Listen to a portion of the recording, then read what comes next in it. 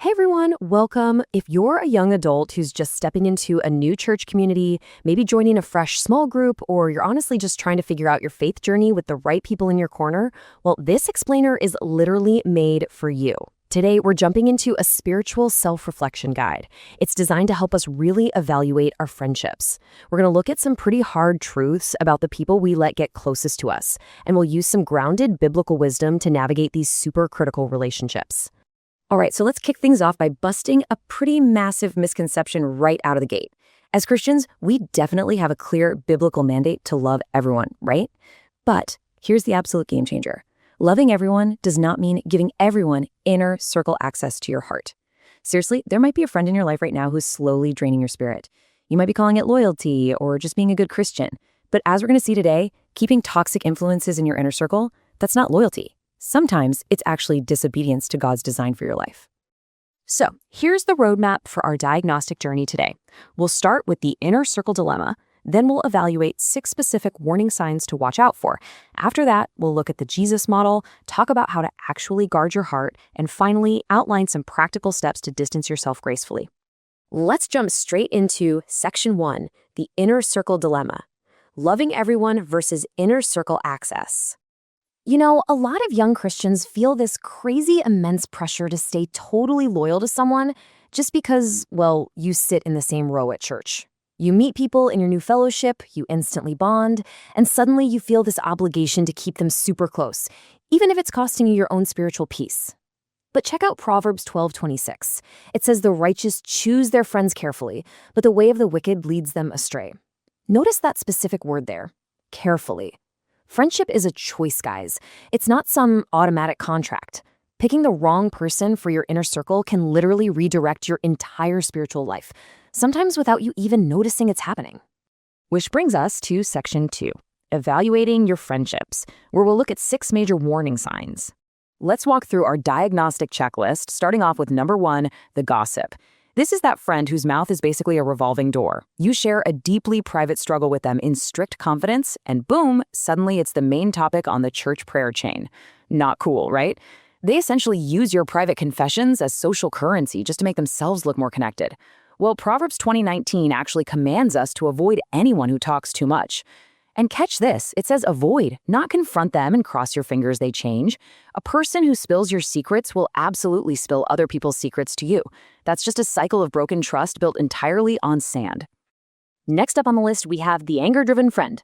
This person's life is just a constant storm of conflict. And guess what? They want you standing right there in the pouring rain with them. They're perpetually offended, always battling some new enemy, and they love to disguise it as passion or just keeping it real. But Proverbs 22 clearly warns us not to make friends with a hot-tempered person so we don't learn their ways. Because anger, it is highly contagious. If your absolute closest friend is a fire starter, you're going to end up carrying all their offenses. And let's be real, you can't be the peacekeeper God called you to be if you're always holding a match.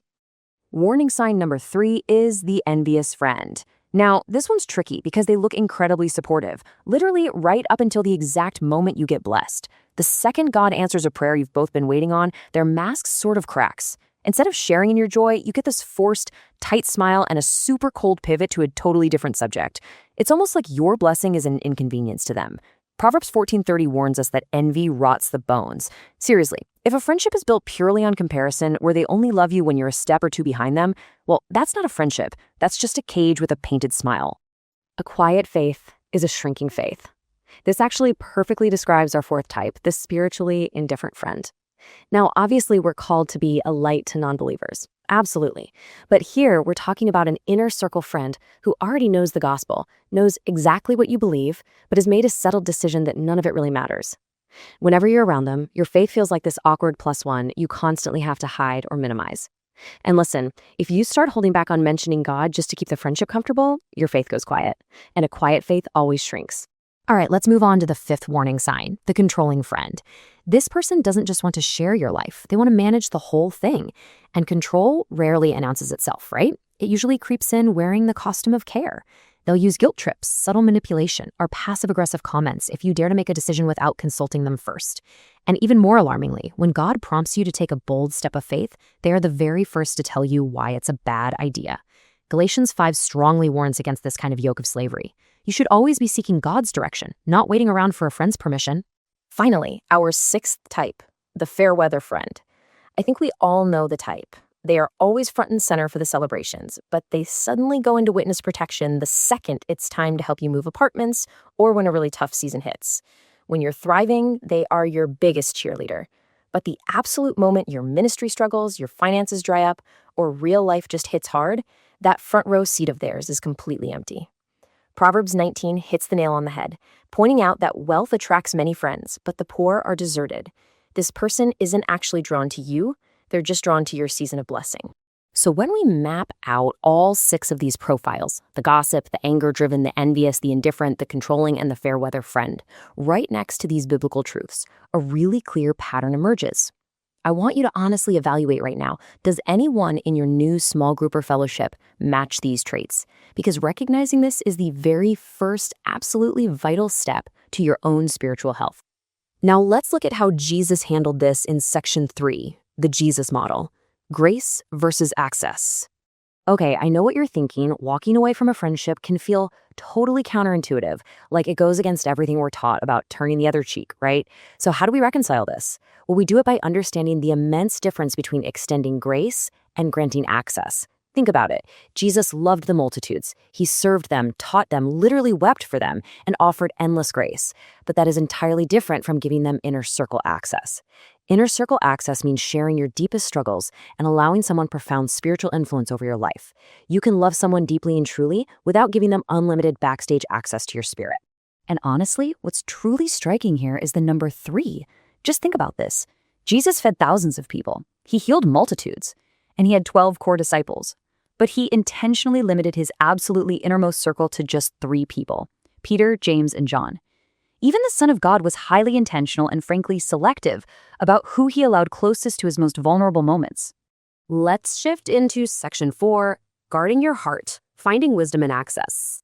Look, identifying toxic traits in others isn't about being judgmental. It's really about taking personal responsibility for your own spiritual protection. Proverbs 4:23 gives us the ultimate foundational instruction here.